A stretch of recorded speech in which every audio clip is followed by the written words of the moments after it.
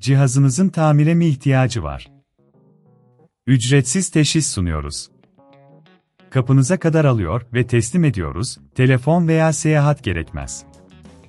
Tamir öncesi size fiyat teklifi gönderiyoruz ve sadece onayladıktan sonra devam ediyoruz.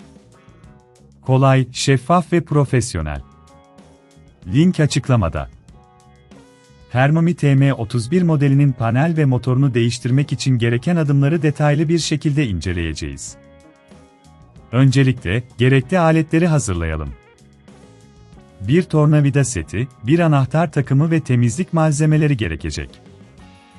Bu aletler, işlemi daha kolay hale getirecek. İlk adım olarak, cihazınızı elektrikten ayırmalısınız.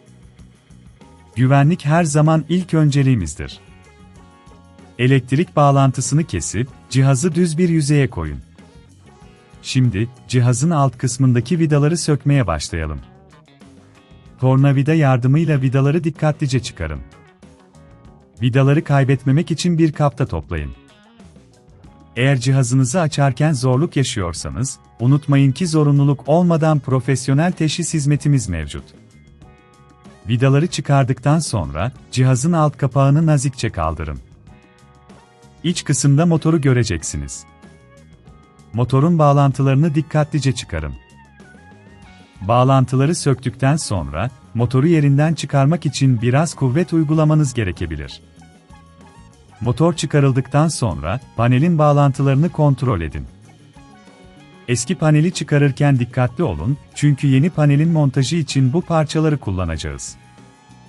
Panelin altındaki vidaları da sökün ve eski paneli nazikçe çıkartın. Yeni paneli takarken, önce bağlantılarını yapın ve ardından vidaları sıkıca yerleştirin. Tüm bağlantıların sağlam olduğundan emin olun. Eğer bu işlemleri yaparken zorlandığınızı düşünüyorsanız, evden alım ve teslimat hizmeti sunduğumuzu unutmayın, bu sayede cihazınızı bize ulaştırabilirsiniz. Paneli taktıktan sonra, motoru yerine yerleştirin. Motorun bağlantılarını tekrar yapın ve vidaları sıkıca kapatın. Tüm bu kurulumlar tamamlandığında, cihazınızı tekrar kontrol edin. Son olarak, tüm parçaların yerine oturduğundan emin olmak için cihazın alt kapağını kapatın. Vidaları sıkıca yerine yerleştirin ve cihazınızı elektrikle tekrar bağlayın. Cihazınızı açarak her şeyin düzgün çalıştığını kontrol edin. Eğer bir sorunla karşılaşırsanız, telefon yok, seyahat yok diyerek bize ulaşabilirsiniz. Tamir öncesi fiyat teklifi alma imkanı ile süreci daha kolay hale getirin. Tüm bu adımları takip ederek Thermomix TM31'inizin panel ve motorunu başarıyla değiştirmiş olacaksınız.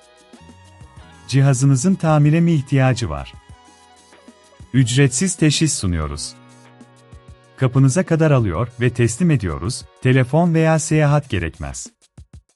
Tamir öncesi size fiyat teklifi gönderiyoruz ve sadece onayladıktan sonra devam ediyoruz. Kolay, şeffaf ve profesyonel. Link açıklamada.